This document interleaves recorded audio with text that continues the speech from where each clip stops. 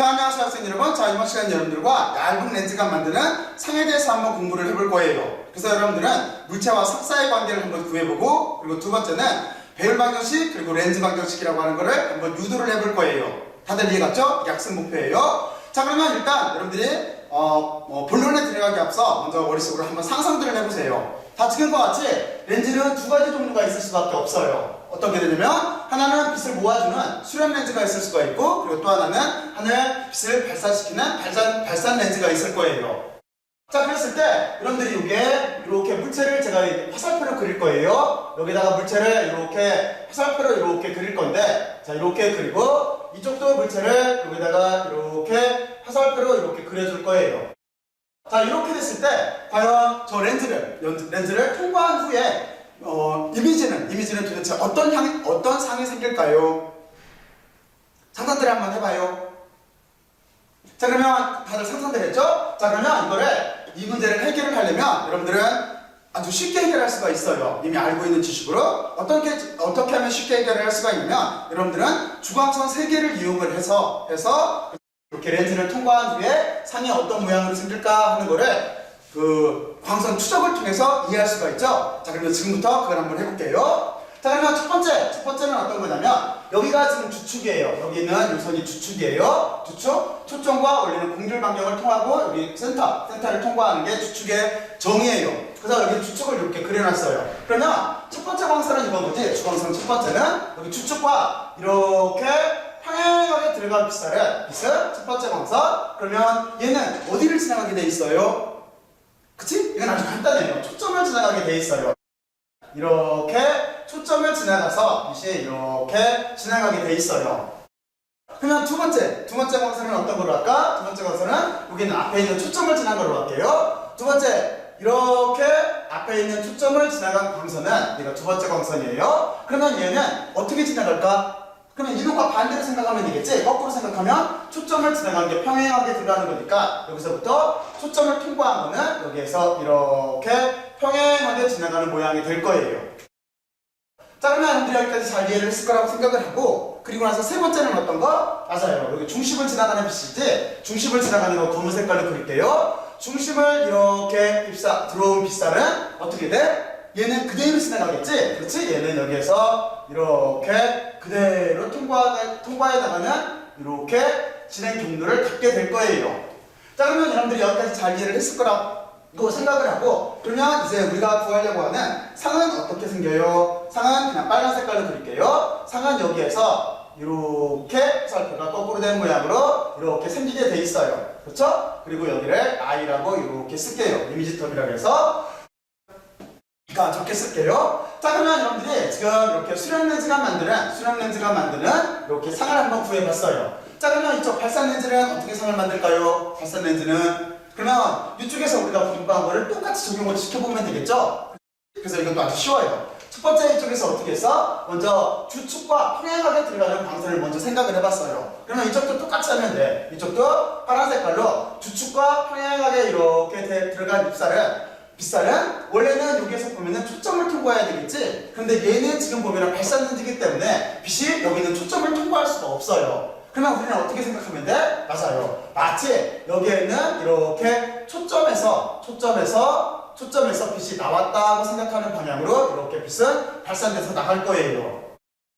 자, 그러면 이게 첫 번째 광선이에요. 자, 그리고 나서 이쪽은 이게 세 번째였죠? 자, 그리고 나서 두 번째 광선, 초점을 통과해서 들어간 빛살은 어떻게 됐어? 평행하게 지나갔죠? 그러니까 여기서도 빛살이 지금 어디를 통과해야 되냐면, 초점은 앞에가 아니라 이 뒤지, 여기를 통과하려고 들어온 빛살은 어떻게 되겠어요? 평행하게 지나갈 거예요. 무슨 얘기냐면 얘는 이렇게 될 거야. 여기 이쪽 초점을 향해서 이렇게 입사하려고 들어온 빛살은 어떻게 되겠어? 주축과 평행하게 이렇게 지나가게 될 거예요. 그러면 얘도 연장선으로 그리면 되겠지? 연장선으로 여기를 이렇게 그리면은 그림이 잘 구별할지 모르겠네? 이렇게 연장선 모양으로 될 거예요. 자, 그리고 나서 세 번째는 어떻게 되겠어? 세 번째는 여기 있는 빗살처럼 여기 가운데 여기 컴포넌트에 여기 중심으로 들어온 빗살은 렌즈의 중심으로 들어온 빗살은 그대로 지나가게 돼 있어요. 실제는 원래는 그렇지가 않지. 얘가 지금 얇다고 해서 여기를 직선으로 그렸는데 원래는 여기에서 경계면이 다르니까 한 번 굴절을 하고 이쪽에서 또 경계면에서 나올 때 굴절면이 다르니까 또 한 번 굴절을 하게 되겠죠. 근데 지금 얇다는 조건 내에서 그냥 직선으로 그렸어요. 그러니까 여기도 어떻게 되겠어? 여기도 이게 두 번째 이렇게 광선을 찾았고 세 번째 광선은 여기 센터로 들어가려고 입사한 빗살은 이렇게 그대로 지나가는 모양으로 이렇게 지나가게 될 거예요. 그렇죠? 그러면은 이것도 똑같아요. 지금 그림이 잘 구별될지 모르겠는데 여기 세 점에서 이렇게 연장선, 세 점의 뒤쪽으로 연장한 선, 연장선에서 만나는 얘가 이렇게 우리가 구하려고 하는 상의 모양이 될 거예요.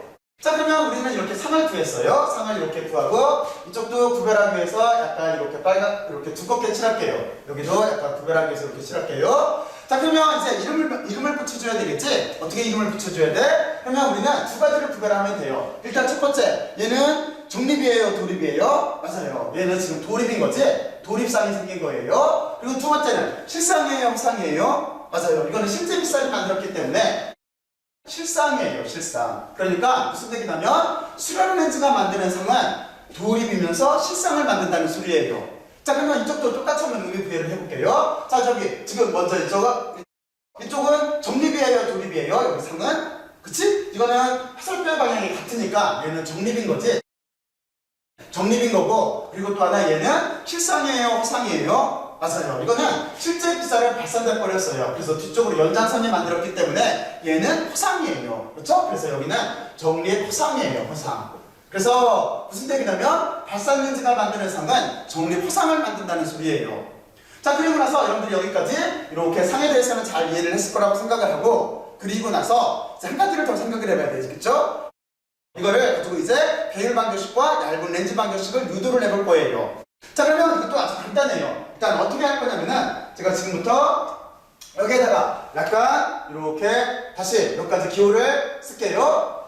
자, 그러면 어떻게 할 거냐면은 이렇게 구별을 할 거예요. 먼저 여기 물체부터 여기 이렇게 렌즈까지 거리를 P라고 놓을 거예요. 그리고 렌즈부터 이렇게 이 밑에까지 거리를 우리가 Q라고 놓을 거예요. 그리고 또 한 가지 렌즈부터 초점까지 거리, 이만큼 초점까지 거리, 여기가 초점이니까 초점까지 거리, 여기를 뭐라고 놓을 거냐면 이렇게 스몰 F로 놓을 거예요. 이렇게 왜 놨냐면은 우리가 각도와 길이의 비율로서 표현을 하려고 하는 거예요. 무슨 얘기냐면 지금 이 입장에서 우리가 여기 보면은 어떻게 구별을 할 거냐면은 지금 여기 구별하기 위해서 파란 색깔로 쓸게요. 이 각도를 우리가 그냥 알파라고 놓을게요. 그러면 여기는 억각에 의해서 여기도 알파가 돼요. 그리고 나서 지금 이쪽 각도, 여기 각도를 세타라고 놓을게요. 그러면 이쪽도 각도가 세타가 돼요. 그러면 지금 우리는 구하려고 하는 게 배율과 렌즈 방정식을 구하려고 하기 때문에 어떻게?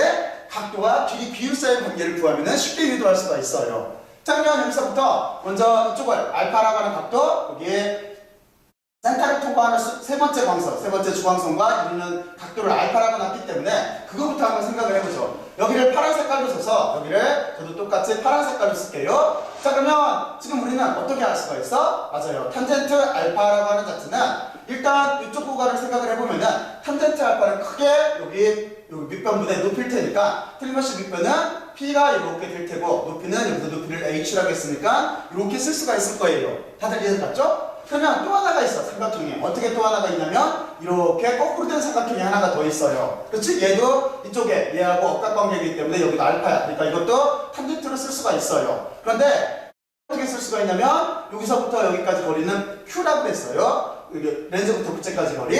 그리고 나서 여기 상의 높이는 여기를 이쪽을 H라고 했기 때문에 여기에다가 얘를 H'이라고 이렇게 명명을 해줄게요. 그러면 얘는 H'이 이렇게 될 거예요. 근데 실제로 보면은 도립상이 생겼어요. 그래서 주축을 기준으로 보면은 여기는 이렇게 마이너스를 부호교에 대해서 이렇게 붙여주면 돼요. 자, 그러면 얘들 같죠? 자, 그리고 나서 얘를 정리만 하면 돼요. 얘를 정리를 할 때 우리는 일반적으로 어떻게 질문하는 게 더 합당하냐면 원래 너 키가 요만했대. 그랬을 때 거울을 통과한 뒤에 렌즈를 통과한 뒤에 네 키가 얼마나 바뀌었니? 라고 질문한다고 한다면 원래 내가 가지고 있는 키에다가 이렇게 상해 키를, 상해 크기를 이렇게 써주고 나서, 그리고 나서 이쪽을 쓰게 되면은 마이너스가 이렇게 있고, 여기 P분의 Q꼴로 이렇게 써줄 수가 있을 거예요. 자, 그리고 나서 우리가 이만큼을 이렇게 배율방정식이라고 해요. 배율방정식. 거울일 때하고 똑같죠?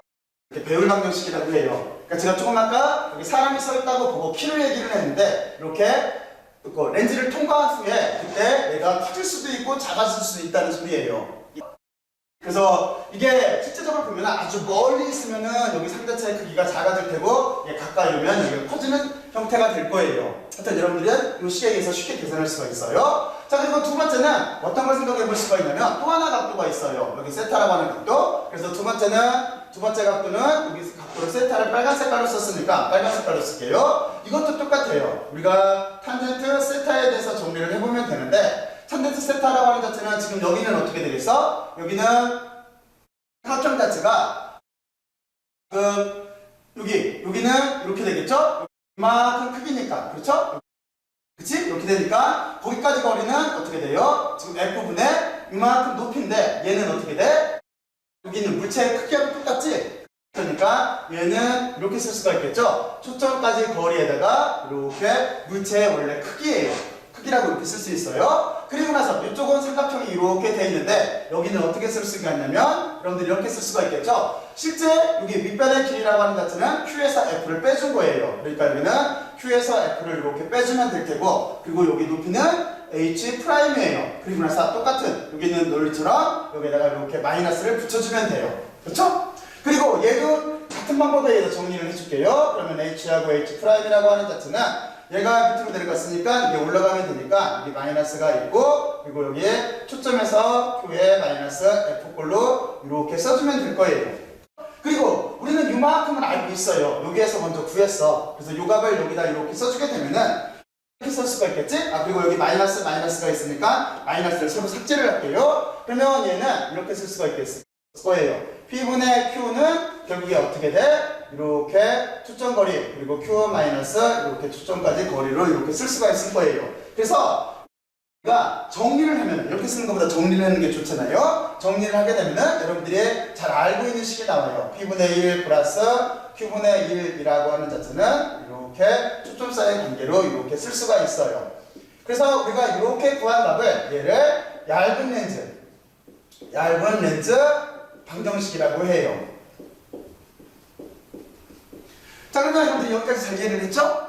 자, 그러면 지금부터 간단하게만 정리를 해볼게요. 일단 우리는 지금 먼저 렌즈를 두 가지로 구별을 했어요. 하나는 수렴 렌즈가 있고 하나는 발산 렌즈로 구별을 했어요. 그리고 나서 그 앞에다가 물체를 상을 놨어요. 물체 여기가 여러분들이 서 있다고 생각을 한번 해봐요. 여러분들이 여기 이렇게 서 있다고 생각을 해봐요. 그리고 나서 내가 과연 렌즈를 통과한 후에 내 모습은 어떻게 보일까 하는 거를 이렇게 주광선 3개를 이용해서 분석을 해봤어요. 주광선 3개를 이용한다는 건 아주 간단해요. 뭐냐면은 먼저 주축을 정한 다음에 첫 번째는 주축과 평행하게 들어가는 빛이에요. 주축과 평행하게 들어가는 빛살은 초점을 지나가게 돼 있어요. 그리고 두 번째는 초점으로 들어가는 빛살은 어떻게? 그 뒤에는 평행하게 지나가게 돼 있어요. 그리고 세 번째는 여기 렌즈의 가운데 중심을 통과해서 지나가는 빛살은 그대로 통과하게 돼 있어요. 이쪽도 똑같은 논리예요. 단지 여기에서 다른 점은 뭐냐면 여기는 빛이 발산되기 때문에 뒤쪽으로 연장선을 그려주면 돼요. 거기에 세 점이 모인 점이 상의 위치가 된다는 것만 달라요. 자, 그래서 여러분들은 수렴 렌즈는 도립 실상을 만든다는 걸 알게 됐어요. 그리고 발산 렌즈는 정립 화상을 만든다는 걸 알게 됐어요. 그리고 나서 우리는 각도와 길이 사이의 비율을 이용해서 이것처럼 배율 방정식과 얇은 렌즈 방정식이라고 하는 것을 알아봤어요. 그리고 얘 두 개는 실질적으로 보면은 여러분들이 앞에서 공부했던 평면거울하고 같다라고 하는 걸 알 수가 있지? 같은 식에 나와요. 자, 그러면 여러분들이 여기까지 잘 이해를 했을 거라고 생각을 하고 이제 심화학습을 해볼게요. 심화학습은 어떤 걸 해볼 거냐면 여러분들이 바로 이런 경우를 상상을 해보세요. 여러분들이 여기 렌즈가 있고 초점이 있는데 여러분들이 앞으로 점점 걸어와서 여기 렌즈의 초점을 지나서 앞쪽으로 들어왔다고 생각을 해보세요. 그리고 여기도 마찬가지예요. 이렇게 발산 렌즈가 있는데 여러분들이 점점 걸어서 여기 초점을 통과해서 이렇게 앞쪽으로 왔다고 생각을 해보세요. 바로 이랬을 때 세상은 어떻게 생길까 하는 거를 이거 주광선 3개를 이용해서 꼭 한번 그려봐야 돼요. 그래서 첫 번째는 여기다 그림으로 간략하게 그려줄게요. 그러면 바로 이런 거겠지? 이렇게 여기 보면은 수렴 렌즈가 있어요. 수렴 렌즈가 있는데 초점을 여기라고 했을 때 초점보다 앞쪽으로 여러분들이 이렇게 온 경우 이게 물체예요. 바로 이때 물체의 상은 어떻게 생길 건가 하는 걸 생각을 해봐야 되고, 그리고 두 번째는 또 하나 어떤 경우냐면은 지금처럼 위에서처럼 발산 렌즈가 이렇게 있다고 봐요. 그랬을 때 여기를 발산 렌즈의 초점이라고 볼게요. 그랬을 때 이렇게 물체를 이것처럼 초점과 여기 그 발산 렌즈 사이까지 이렇게 왔을 때 이때 물체의 상은 어떻게 되나 하는 거를 여러분들이 꼭 한번 생각을 해봐야 돼요. 그래서 먼저 이걸 가지고 여러분들이 상을 구하게 되면은 얘는 어떻게 되냐면 정립호상이 생겨요. 정립호상이 생기게 되는데, 여러분들이 만약에 현미경이나 만화경 같은 데 관심이 있는 학생들은 이 구조를 잘 이해를 해야 돼요. 왜냐면은 만약에 여기서 다시 한번 부연 설명을 하게 되면은 현미경이나 만화경을 만들 때 이렇게 대물 렌즈가 있고 이쪽이 대물 렌즈예요. 그리고 이쪽에 만약에 저반 렌즈가 있다라고 한다면은 여기 대물 렌즈가 만드는 상을, 여기 대물 렌즈가 만드는 상, 얘 초점, 얘가 만드는 상의 초점이 여기에요. 이 앞쪽으로 이렇게 물체에 상을 배치개를 이렇게 만들어줘요. 만들어주게 되면은, 그러면은 어떤 효과가 있냐면 이 뒤쪽에 커다랗게 호상이 생겨요. 정립 호상이 생겨요. 그래서 여기에 얘가 확대된 상이 생기게 돼요. 확대상이 생기게 돼요. 그래서 바로 이런 구조를 이용해서 우리가 현미경이나 만화경의 물체를 크게 볼 수가 있는 거예요. 자, 그래서 여러분들이 여기를 한번 그려봐요. 여기는 실마학습. 자, 그러면 여러분들이 여기까지 잘 이해를 했을 거라고 생각을 하고, 자, 이제 마무리를 할게요. 열심히 들어서 고맙고 수고들 많이 했어요.